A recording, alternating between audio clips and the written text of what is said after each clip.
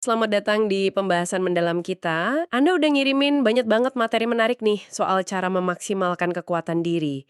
Dan sekarang kita akan bedah bareng-bareng. Siap. Misi kita hari ini simple aja sebetulnya. Kita nggak akan cuma merangkum, tapi kita mau peras semua sumber ini sampai dapat saripatinya.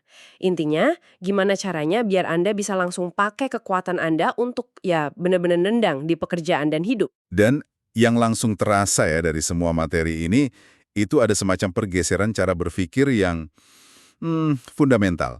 Selama ini kan kita sering banget diajarin untuk perbaiki kelemahan. Betul, rapor merah harus jadi biru. Nah, persis. Semua riset ini bilang, lupakan itu sejenak. Fokusnya adalah strategi sadar untuk mengoptimalkan apa yang udah jadi anugerah Anda.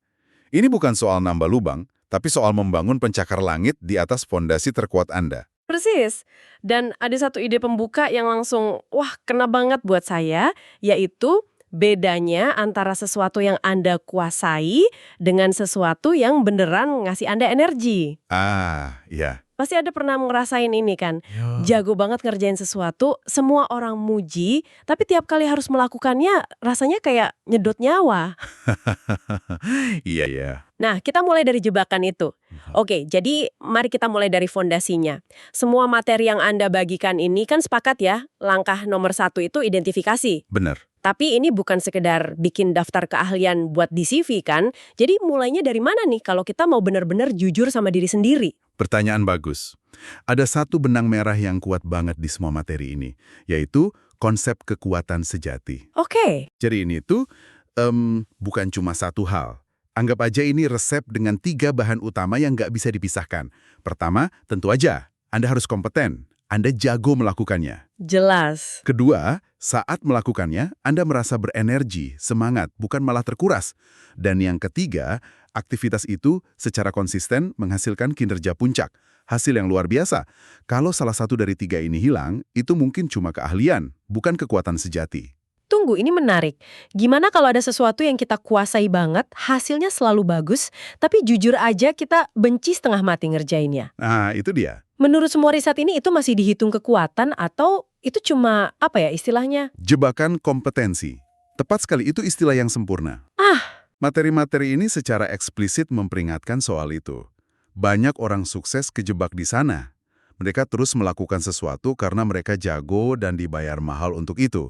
Tapi di dalam hati mereka merasa kosong. wow. Itulah kenapa elemen energi itu krusial banget. Indikator paling gampangnya itu saat Anda merasa dalam kondisi flow, Flow, oke? di mana waktu seolah berhenti dan Anda benar-benar tenggelam dalam pekerjaan.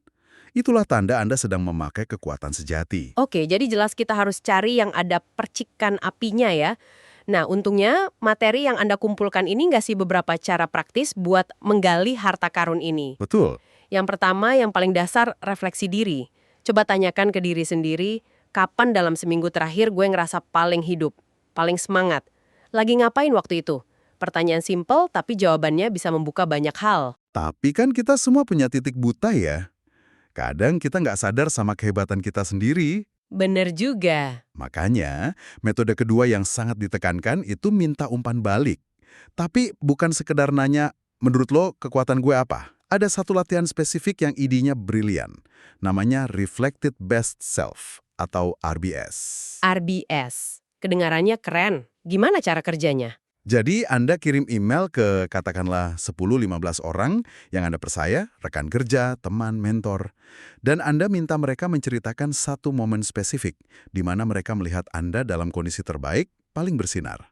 Oh, bukan minta pujian umum ya? Bukan, minta cerita.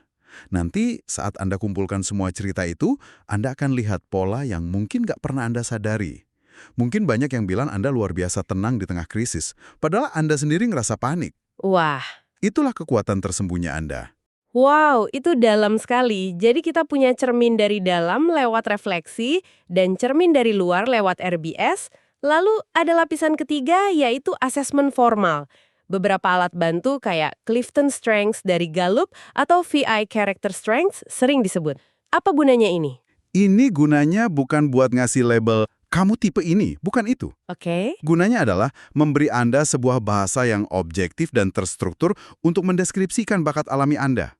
Ini membantu mengubah firasat, kayaknya aku suka deh ngatur-ngatur acara, menjadi pemahaman yang jelas, oh ternyata aku punya bakat alami, ranger atau organizer. Bahasa ini penting supaya bisa mengomunikasikan nilai Anda ke orang lain. Jadi intinya adalah mendapatkan pemahaman yang otentik dan berlapis dari 3 sudut pandang ini ya. Betul. Kalau fondasinya udah kokoh, baru kita bisa mulai membangun. Tepat. Tanpa pemahaman mendalam tentang apa yang benar-benar jadi kekuatan Anda, ingat, perpaduan keahlian, energi, dan hasil, semua upaya selanjutnya bisa terasa kayak, ya, memaksakan diri, Bukan mengalir alami. bukan mengalir alami dari siapa diri Anda. Oke, anggaplah kita sudah punya peta kekuatan ini. Kita udah tahu di mana letak harta karun kita. Tapi peta ini kan nggak ada gunanya kalau cuma disimpan di laci ya. Pertanyaan besarnya, gimana kita pakai peta ini di tengah kemacetan pekerjaan sehari-hari? Nah, disinilah strategi dimulai. Poin pertama yang paling ditekankan adalah secara sadar, menyelaraskan kekuatan dengan tujuan. Oke, Lihat lagi goal pribadi dan profesional Anda. Lalu tanya dengan sengaja, gimana kekuatan komunikasi gue ini bisa jadi jalan tol buat dapat promosi itu? Atau, gimana kekuatan analitis gue bisa bantu gue beresin masalah keuangan pribadi? Ini soal menjadikan kekuatan Anda sebagai senjata utama, bukan cuma pajangan. lalu ada ide soal mencari panggung yang tepat. Ini masuk akal banget. Iya kan? Kekuatan yang sama bisa jadi biasa aja di satu tim, tapi jadi game changer di tim lain. Seseorang dengan kekuatan ideation atau pencetus ide bisa frustrasi berat di tim yang fokusnya cuma eksekusi rutin, tapi bakal jadi bintang di tim pengembangan produk baru. Betul. Tapi kan nggak semua orang bisa langsung pindah kerja atau pindah tim. Nah, itu dia masalahnya. Nah, salah satu artikel yang Anda bagikan punya solusi praktis yang keren. Task crafting atau memahat pekerjaan Anda sendiri. Idenya, Anda nggak perlu nunggu pekerjaan baru untuk bahagia. Anda bisa secara bertahap, sedikit demi sedikit, membentuk ulang tanggung jawab Anda saat ini. Oke, task crafting kedengeran canggih, tapi gimana cara mulainya besok pagi? Ada contoh yang gampang nggak? Ada. Yang paling simpel begini. Lihat daftar tugas Anda. Mana tugas yang paling nyedot energi? Mungkin bikin laporan detail. Oke, Di sisi lain, mungkin ada kolega Anda yang justru suka dan jago banget sama detail dan angka. Coba aja ngobrol. Mungkin kalian bisa tukar tugas. Anda bantu dia bikin presentasi yang butuh kreativitas, kekuatan Anda. Dia bantu Anda merapikan data untuk laporan, kekuatan dia. oh, win-win solution. Keduanya menang, perusahaan juga untung.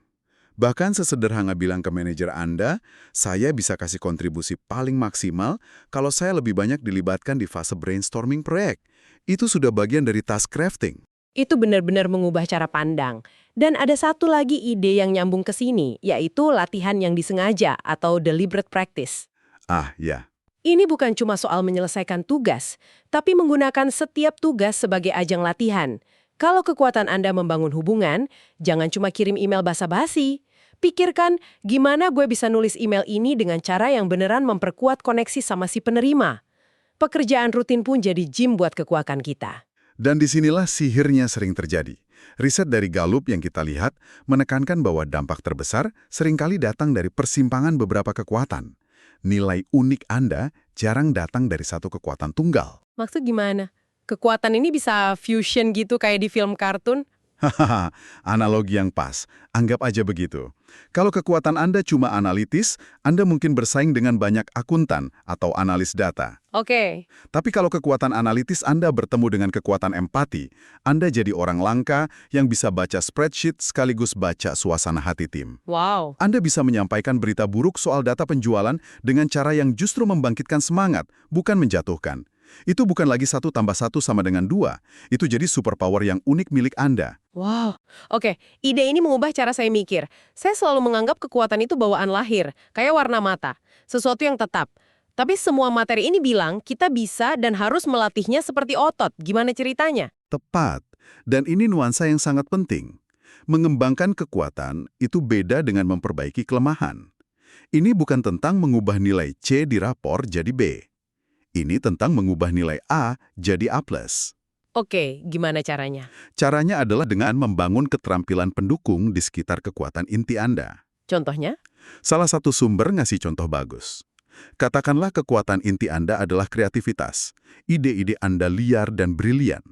Anda nggak perlu memaksakan diri jadi ahli administrasi yang super detail. Oke. Tapi, Anda perlu mengembangkan keterampilan organisasi secukupnya agar ide-ide brilian itu nggak cuma jadi angin lalu. Cukup supaya Anda bisa mencatatnya, membuat kerangka kasarnya, dan menyampaikannya ke orang yang jago eksekusi. Jadi membangun jembatan dari kekuatan kita ke dunia nyata. Tepat. Ini kayak konsepnya Carol Dweck soal growth mindset ya, tapi diterapkan khusus untuk kekuatan kita. Persis. Bukan cuma buat belajar hal baru, tapi buat mempertajam apa yang sudah kita punya. Persis. Melihat kekuatan bukan sebagai piala yang dipajang, tapi sebagai tanaman yang harus terus disiram. Cara-caranya juga konkret. Ikut pelatihan lanjutan, cari mentor yang kekuatannya sama, tapi sudah 10 level di atas Anda, atau proaktif ambil proyek yang sedikit di luar zona nyaman. Untuk meregangkan otot kekuatan. Betul. Bahkan ada satu cara yang efektif, mengajar orang lain. Saat Anda harus menjelaskan kekuatan Anda, itu memaksa Anda menguasainya di level yang lebih dalam. Dan ada satu tips praktis soal membangun kebiasaan ini, micro-learning. Daripada nunggu seminar seharian, manfaatkan waktu-waktu kecil. Mungkin dengerin podcast kayak Gallup Theme Thursdays 15 menit di jalan. Ini cara cerdas untuk terus menjaga kekuatan kita tetap di pikiran. Tapi ini memunculkan satu pertanyaan penting yang diangkat di beberapa catatan Anda. Apa itu? Apakah kekuatan bisa dipakai berlebihan? Dan jawabannya jelas sekali. Setiap kekuatan punya sisi bayangan. Nah, ini dia. Saya langsung kepikiran beberapa contoh. Ini mengingatkan saya pada seorang teman yang kekuatannya analitis. Kalau diajak milih restoran, bisa setengah jam sendiri dia riset review online, bandingin menu, sampai kita semua kelaparan. Haha, itu contoh sempurna. Kekuatan yang hebat, tapi salah tempat dan salah volume. Itu contoh sempurna dari analisis paralisis atau kelumpuhan analisis. Contoh lain, kepercayaan diri itu kekuatan. Tapi kalau volumenya dinaikkan terlalu kenceng, jadinya arogansi. Benar. Perhatian pada detail itu aset. Tapi kalau berlebihan, jadinya micromanagement yang bikin semua orang stres. Betul, betul. Kuncinya adalah kesadaran diri. Tanyakan pada diri sendiri.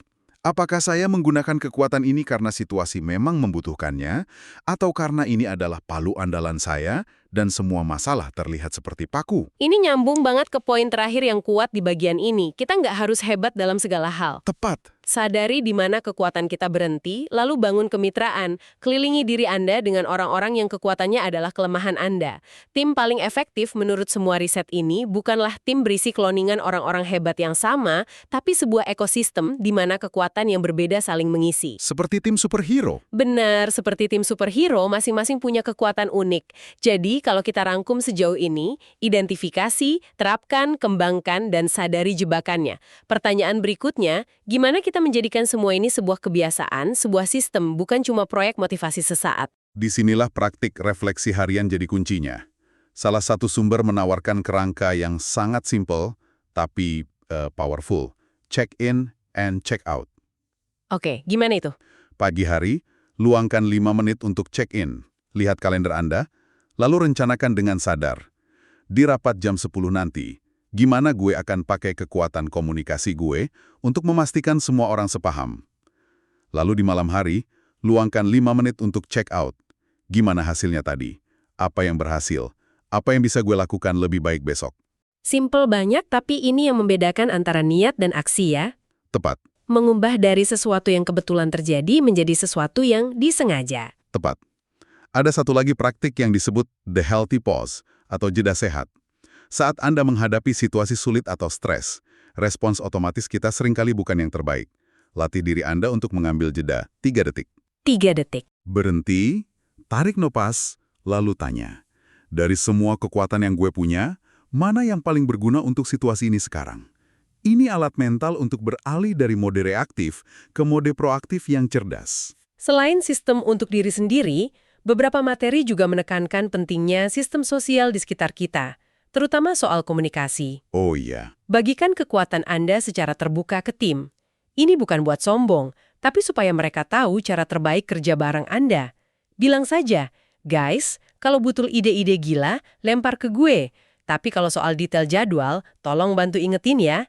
Ini adalah tindakan efisiensi tim. dan jangan lupakan perayaan. Ini penting. Saat Anda berhasil mencapai sesuatu karena Anda sadar menggunakan kekuatan Anda, akui itu. Rayakan. walau hanya dengan mengapresiasi diri sendiri. Ini memperkuat jalur saraf di otak, membuat Anda lebih mungkin mengulangi perilaku positif itu. Penguatan positif itu manjur, bahkan untuk diri kita sendiri. Ini benar-benar mengikat semuanya menjadi satu siklus yang utuh. Ada satu kutipan dari Marilyn Vossavan yang rasanya merangkum seluruh filosofi ini dengan sempurna. Dia bilang, kesuksesan dicapai dengan mengembangkan kekuatan kita, bukan dengan menghilangkan kelemahan kita. Sesederhana dan sedalam itu. Jadi setelah membedah semua materi ini, jelas bahwa perjalanan memanfaatkan kekuatan adalah siklus yang berkelanjutan. Identifikasi apa yang memberi Anda energi, terapkan secara sengaja setiap hari, kembangkan terus-menerus. Dan bangun sistem refleksi. Dan bangun sistem refleksi agar semua itu jadi kebiasaan. Dan kalau boleh saya tambahkan satu pemikiran penutup, ada kutipan dari Marcus Buckingham, salah satu pelopor gerakan ini, yang menurut saya paling mengubah perspektif. Apa itu? Dia bilang, kekuatan Anda bukanlah hal yang Anda kuasai, tetapi hal yang membuat Anda merasa kuat. Merasa kuat. Perhatikan bedanya.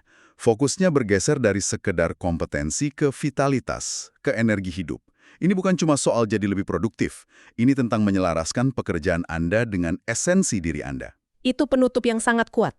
Dan sebagai penutup, kami ingin meninggalkan Anda dengan satu pertanyaan untuk direnungkan. Setelah Anda memikirkan cara menerapkan kekuatan Anda, pertanyaan berikutnya adalah, kekuatan mana yang jika Anda terapkan secara konsisten mulai hari ini, tidak hanya akan mengubah hasil kerja Anda, tetapi juga cara Anda memandang diri sendiri?